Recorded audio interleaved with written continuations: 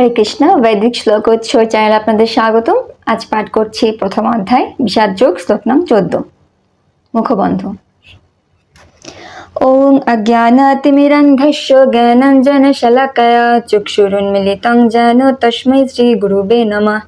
শ্রীচৈতন্য মনোভীষ্টং স্থাপিतं যেন ভূতলে স্বয়ং রূপः কদা মহ্যং দদাতি স্বপদান্তিকम्। বন্দেহং শ্রীগুরু শ্রীযুতপদকমलं শ্রীগুরুन् বৈষ্ণবাংশ্চ শ্রীরূপং সাগ্রজাतं সহগণ রঘুনাথান্বিतं तं সজীবं সাদ্বৈतं সাবধূतं পরিজন সহিतं কৃষ্ণ চৈতন্য দেবং শ্রী রাধা কৃষ্ণ পাদন সহগণ ললিতা শ্রী বিশাখান্বিতাংশ্চ। হে কৃষ্ণ করুণা সিন্ধু দীনবন্ধু জগৎপতে গোপীশ গোপিকাকান্ত রাধাকান্ত নমস্তুতে। তপ্ত কাঞ্চন গৌরাঙ্গী রাধে বৃন্দাবনেশ্বরী বৃষভানুসুতে দেবী প্রণমামি হরিপ্রিয়ে।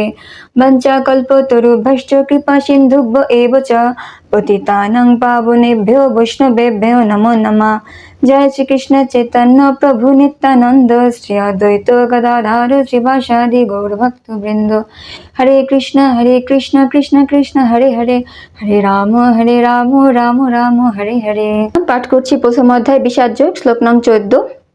ততঃ শৈতৈ হয়ৈ যুক্তে মহতি সন্দানে স্থিতৌ মাধবঃ পাণ্ডবশ্চৈব দিব্যৌ শঙ্খ প্রদধ্মুতো। শব্দের অর্থ: তত তখন, শ্বেতৈ শ্বেত, হয়ৈ অশ্বগণ, যুক্তে যুক্ত হয়ে, মহতি মহান, স্যান্দনে রথ, স্থিতৌ অবস্থিত হয়ে, মাধব শ্রীকৃষ্ণ লক্ষ্মীর পতি, পাণ্ডব অর্জুন পাণ্ডুর পুত্র, চ ও এব অবশ্যই, দিব্যৌ অপ্রাকৃত, শঙ্খ শঙ্খগুলি, প্রদধ্মতু বাজালেন। অনুবাদ: অন্যদিকে শ্বেত অশ্বযুক্ত এক দিব্য রথে স্থিত শ্রীকৃষ্ণ ও অর্জুন উভয়ে তাদের দিব্য শঙ্খ বাজালেন। তাৎপর্য: ভীষ্মদেবের শঙ্খের সঙ্গে বৈসাদৃশ্য দেখিয়ে শ্রীকৃষ্ণ ও অর্জুনের শঙ্খকে দিব্য বলে অভিহিত করা হয়েছে। এই দিব্য শঙ্খধ্বনি ঘোষণা করল যে কুরুপক্ষের যুদ্ধ জয়ের কোনো আশাই নেই, কারণ ভগবান শ্রীকৃষ্ণ পাণ্ডব পক্ষে যোগদান করেছেন।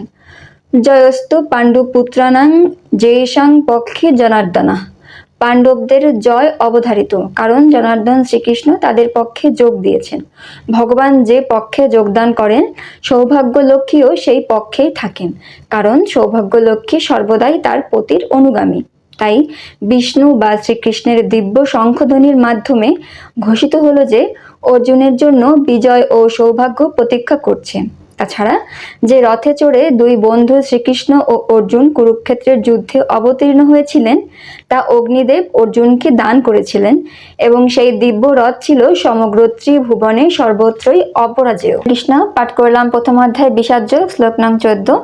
পরবর্তী ভিডিও নিয়ে আবার উপস্থিত হব। আজ এ পর্যন্তই।